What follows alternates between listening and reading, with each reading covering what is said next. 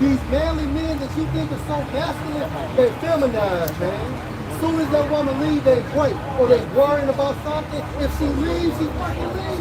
And you think about it, it's in Jake's upbringing too. And like I say in Rock, it say sitting out in the midst of women. That's right. And that's how a lot of Jake grow up being around their mom, their aunts. Yeah. You know, got that big mama wisdom, wisdom from their grandma. But it's all about what you how about you got I gotta say. And the Lord was dealing with the men of our nation, not the women. That's right. And guess what, Eve? You're going down with Esau. When Esau goes down, you're going down too. We're going to prove that. Get Genesis 3rd chapter, bro. John, this is Genesis 3. And you started 1. Alright. This is Genesis 3 and 1. It says, now the serpent was more subtle than any beast of the field. Now, what made this man a serpent is because he was crafty and wicked. Right? He knew good and he knew evil. And if you can receive this in the spirit, hey, you fast forward in time, that serpent was an Edomite. Yep. Period. Go ahead. It says, now the serpent was more subtle than any beast of the field, which the Lord Yahweh Shemel Shah power had made. And he said,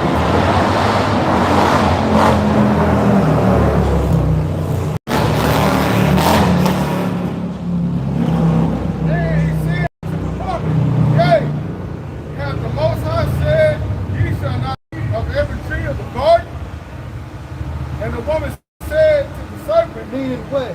Basically, Eve was commanded not to go against the will of Yahweh Shemel. That apple was a philosophy. Okay, a symbolic philosophy. It wasn't a fucking fruit, man. It was a philosophy. So what happened was that man, that serpent, was the enemy of Adam because Adam was in a kingdom. He had a kingdom. Now we come through that chosen lineage of Adam, and now we're known as Israelites. But what we see now, what we have in the kingdom coming up, it was the same thing back then going into the time frame of Adam. Adam was in rule. He ruled the world. Go ahead, bro. Genesis 3 and 2. And the woman said to the serpent, we may eat of the fruit of the trees of the garden, but of the fruit of the tree which is in the midst of the garden. Meaning what? We're supposed to follow the way of Yahweh Shemel. That's it. Go ahead. Yep. It says, the Most High have said, ye shall not eat of it, neither shall you touch it, lest you die. Right, because when you go into these other philosophies, you're committing spiritual fornication. And the sin of what? The wages of sin is what? Death. Yeah. Fruit represents the man of life. That's it. Like Captain of God, the captain brother Paul was going into works, and Yahweh Shai spoke about a tree bringing forth good fruit. Fruit represents your works of action. So the tree that was in the midst of the garden, they weren't supposed to eat of it. It was the manner of life for the other nations. So the trees represent, the different nations. That's right. Right. So this is all hip talk. To quote the beloved Elias Shombo, when we read Genesis, actually, the first 5 books of Moses, is a very abridged version of what Moses received on the mountain. When we read, the first 5 books of the Bible is a very abridged version of what Moses received. So the Lord, he had to make it concise, for us today. And he gave us the understanding of it too. But, just like, the point of Bible is getting into, Adam was over a kingdom. Right. Right. And the serpent, what he did was all an effort to overthrow that kingdom. That's right. And we just seeing it playing out all over again. And that's what Esau is doing right now. Now he has a spiritual game plan. He promotes adultery, anything against the laws, statutes, and the commandments to prolong his kingdom. That's the same concept. That's all that forbidden fruit. That's what it is. Breaking the law, statutes, and commandments. It's going back to what y'all was getting into earlier. Breaking the law, statutes, and commandments, man. And any law, statute, and commandment you break, that's spiritual fornication. Period. That's what we need to have a shot. That's it. You say you break what? You break what? You break them all. You break them all. Go ahead, bro. Genesis 3 and 4. And the serpent said unto the woman, you shall not surely die. Verse 5. So he was lying to her. Right? Because what happened? Through Eve, we all died. Right? Go ahead. Hey, that linger right up to today. That's Because it. Eve loved being lied to. That's it. Tell a woman the truth, man. Yeah, that's really, you through. That's what I'm saying, sweet nothings. Hey, there was a song called Tell Me Lies, Tell Me Sweet Old Wine. They want to be lied to. They need to be lied Love to. this shit. They love the game. That's it. Yep. Israel love company. That's right. Yep. Verse 5, it says, for the Most High do know that in the day you eat thereof, then your eyes shall be open. Meaning what? You are going to get an understanding of wickedness. And then you're going to fall in love with that struggle. Go ahead, bro. It says, and ye shall be as gods, Right. knowing good and evil. And that's what makes us a perfect judge by knowing good and evil. See, at this time frame, Adam only knew righteousness. So when you think about it, the protocol of a judge, you gotta know good, you have to know evil. You have to be balanced. So Yahushua is the image of who? Yahweh. And we're the image of Yahushua. And at the end of that day, when you think about it, the full spectrum of the Most High is being able to know good and evil. Yeah, and it's like you see a lot of Masons, you know, which they get it out from us. You know what I'm saying? But you will see them either they burn white and black, or you go back to some different lodges. They had them black and white, some checkerboard floors. Really, it goes back to good and evil, that duality. But the Heavenly Father deal with that. And see, like the brother had mentioned, see, that's what makes you fully clothed. You gotta understand both sides. So ultimately, we have to go through all this. Right. You know what I'm saying? Because when it mentions how Adam and Eve was naked, they didn't know it. Right. They was naked. It's because they weren't exposed to the other side. That unrighteous behavior. Their unrighteous behavior. All they knew was righteous. That's it. You know what I'm saying? But see, they had, like Elder High Priest Yaquab said, you can say it, bro. Yeah, you know, you can say through the spirit we have to experience the negative in order to get to the positive. Because how can you apply mercy and favor when you only go one side? Right. You know, you have no experience. How can you be a judge when you lack the experience? So you have to delve on the left hand and the right hand. And that's what we did. We're delving into the left hand until at the right time we were born again. And Yahushua is King Solomon. Basically, he delved into the left hand.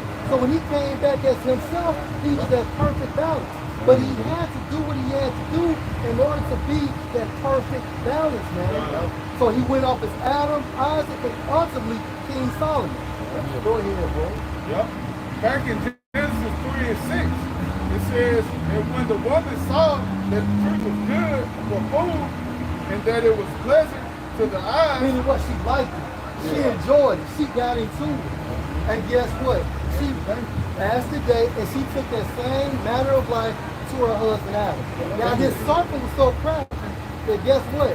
He didn't think about, he would not come to Adam with that bullshit. Because Adam would have rebuked him or probably had him killed. So what did he do? He worked through his weakness. He worked through the woman, the weaker vessel. So although this woman is weak, she's so much strong in so many ways. Yeah. And remind you of the account of Haman in the book of Esther. Yep. You know what I'm saying? I mean, the scriptures don't specify as to what rank or status in society the serpent played, but he had to have been up there. Just like this serpent. To get that close to Eve. Right. Yeah. You know what I'm saying? Remind you of Haman a little bit, man. This man was upper echelon in order to have a conversation with Eve. And it wasn't one time he talked to her, it was drawn up. Just like when she went back and gave Adam the philosophy, she had to beat it into him. Yeah, because the proof is that they lived a long time back then. That's right. Yeah. You know? And men's minds were stronger. Go ahead, boy. Yep. Genesis 3 and 6. And when the woman saw that the tree was good for food, and that it was pleasant to the eyes, and a tree to be desired to make one wise, she took of the fruit thereof and did eat. Right, so she delved into it, she practiced it, and then she took it back to Adam, where she had perfected it. So in order to sell it, she had to know a lot about it. Just like if you're about to sell a car, you got to know about that car. Right. You know what type of oil to use, what type of gas it needs, you know, the horsepower, things of that nature. So basically, she got into this philosophy and she understood it before she went back to Adam to sell it to him. Yep. Go ahead, bro. It says, and gave also unto her husband with her, and he did eat. Meaning what? Basically, he finally accepted this lifestyle. He started practicing. Go ahead. And the eyes of them both were open. Right, meaning what? Now they understood the full realm of what?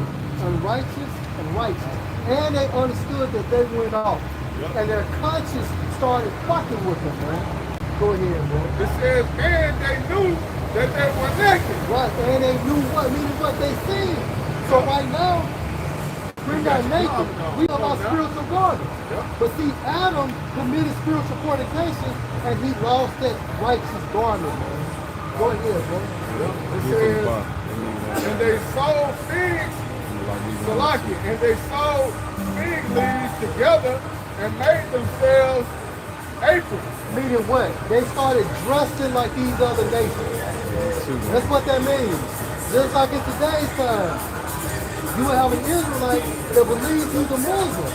Okay, and guess what? Now he's wearing the garb. He's shaving his beard like Like that nigga Orlando. Yeah. He had talks like Yeah, then you're talking like him. You're pronouncing the syllables like him. You know, that's what that means. Go ahead, bro. It says, verse 8, Genesis 3 and 8. And they heard the voice of the Lord Yahweh Shema power walking in the garden in the cool of the day. Now, was Yahweh out there? No. It was the prophets. The prophets was out there prophesying, and they felt condemned in spirit. The cool of the day means what? Honor, instruction before the coming of Yahweh Shema. Yeah. Go ahead, bro. It says, and Adam and his wife hid themselves from the presence of the Lord Yahweh Meaning what? So Shema they seen him camp, they went around that camp. They turned around and went the opposite way. They start hiding among the other nations. They're right. Go ahead, bro. Yep. It says, Yeah. amongst the trees of the garden. Right? And And the that Lord, goes to show you that trees are people. And that's explained in Mark, the book of Mark. I saw men walking like trees. Go ahead, bro. and the Lord Yahweh Shema power called unto Adam and said unto him, where art thou? And he said, I heard thy voice in the garden, and I was afraid because I was naked. Right, he knew he went off. Jake has a conscience. Yep. Go ahead, and at this time frame, this was Yahweh Shah, as Adam. That's why when through the first Adam, we went off, through the second Adam, we will be redeemed. That shows you that Yahweh Shah was Adam. Adam wasn't Yahweh Shah, but Yahweh Shah was Adam, Isaac, and King Solomon, man. Right. Yeah, it's a balance. Get something? And Melchizedek. Right. Go ahead, bro. It says, I hid myself, and he said, who told thee that thou was naked? Right? It says, hast thou eaten of the tree where I commanded thee that thou shouldest not eat? Go ahead. And the man said, the woman whom gavest to be with me, she gave the tree. You got the man up, Adam. You went off. You can't blame it on the woman. You went off. You supposed to be the leader of your household. But that's what Jacob do. That's what they do. She told me this. Right. Go ahead. Just to prove that Yahushua, he came as Adam. Right. 1 Corinthians 15:45 in the NLT. The scriptures tell us the first man, Adam, became a living person. Meaning what? He received the Holy Spirit. Understanding to actually exercise the law to the best of his ability. But the last Adam that is Yahushua, Right? is a life-giving spirit. Life-giving meaning what? Through Yahweh, the Holy Spirit has become contagious. Right? That's why I said about the apostles, with the disciples at that time frame, Yahushua breathed on the disciples. That's it. That's it. That's it. That's it. And that goes back to pneumonia. So we all have spiritual pneumonia. We all have spiritual emphysema. Because that deals with wind. The wind from a spiritual sense is what? The Holy Spirit. Yep. Back in Genesis 3 and verse 13, it says, and the Lord Yahweh Shema power said unto the woman, what is this that thou hast done? Right. And the woman said, the serpent beguiled me, and I did eat. Right. And the Lord Yahweh Shema power said unto the serpent, because thou hast done this, thou art cursed above all cattle. Meaning what? So Esau is a base man. Yeah. And what further explained that, Job the 30th chapter, the reason why he was in those caves, braying, couldn't speak, couldn't, really couldn't communicate effectively, it goes back to that curse right there. Go ahead, bro. Meaning he was brought to a lower state. He became a dweller amongst the clay, amongst the cliffs. Go ahead, bro. And above every beast of the field, upon thy belly shalt thou go. Right, so you're the lowest class of people on the face of the fucking earth. You're number 18 when it comes to the nation of Israel. And also, they about to return to that condition they was in the dark ages. That's it. That's right. They about to return to that. That's it. I got a couple months in the past. That's what we saw briefly earlier on that movie, Boy from the Planet of the Apes. Yeah. Like when they cut that, that disease, Yeah. they were brain. The book of Job speaks about that. They were brain. Yeah. Yeah, and that shows you the might of Yahweh Shema Shah to take a base people and give them such a dominion. And Esau has had his things. He done ruled as the Greeks, pagan Rome, and America reloaded. America, which is pagan Rome reloaded. That's 3 times in itself. Go ahead, bro. Yeah. It says, and dust shall thou eat all the days of thy life. Go ahead. And that goes into a low state. Go ahead. And I will put enmity between thee and the woman. Right, so it's hatred between the Edomites and it's hatred amongst the Israelites. Yeah. That goes back to that curse. That's another reason why Jacob and Esau was struggling within that womb. It started from there. You can't make it up. Go ahead, bro. And between thy seed and her seed, it shall bruise thy head, and thou shalt bruise his heel. Meaning what? You was going to take us down, but eventually we going to take you down forever. Go ahead. Until the woman, he said, I will greatly multiply thy sorrows and thy conception. Right. In sorrow thou shalt bring forth children, and thy desire shall be unto thy husband. So man, basically having a baby is a curse.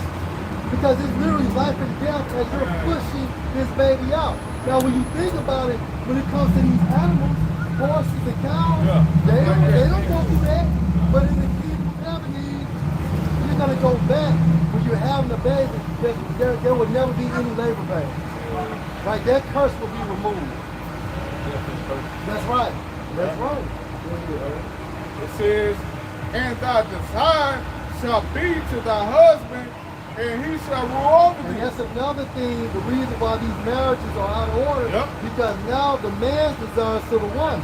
But according to this law, this statute, this commandment, that your desire, your craving, your wishes supposed to be the wishes of your husband. Hey, you could just look at how the man comes at the woman to marry her.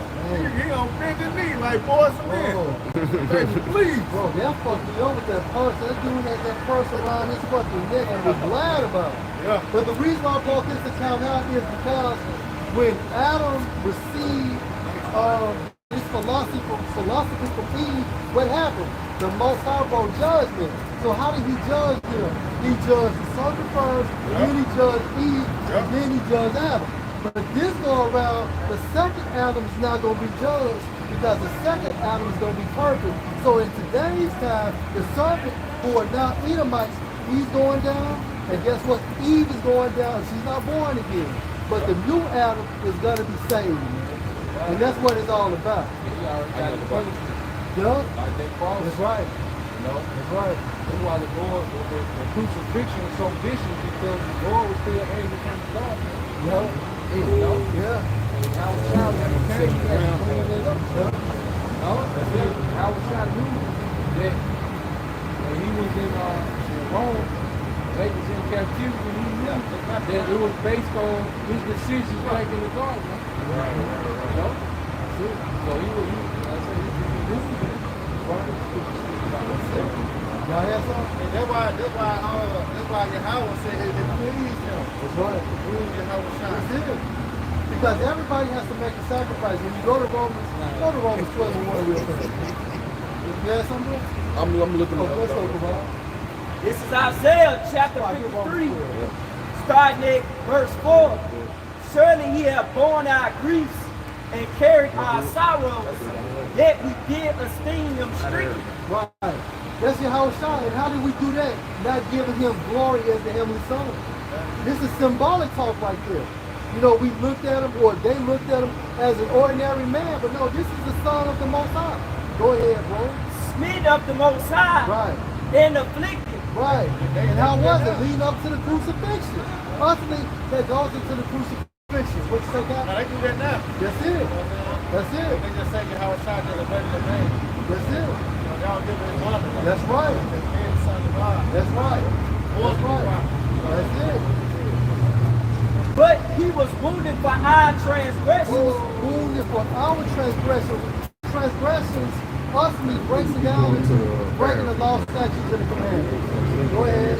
He was bruised for our iniquities. It's like an ad for the high priest. On the day of atonement, you know, he had to sacrifice for his own sins first, then for the sins of the people.